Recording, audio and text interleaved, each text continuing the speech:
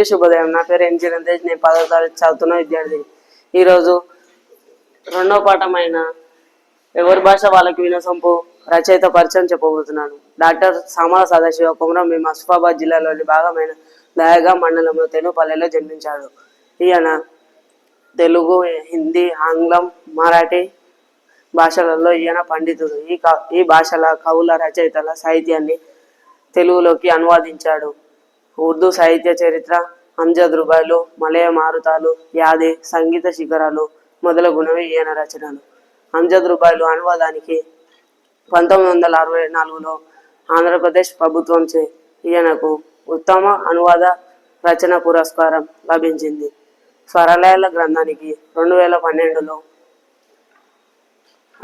కేంద్ర సాహిత్య academy award లభించింది.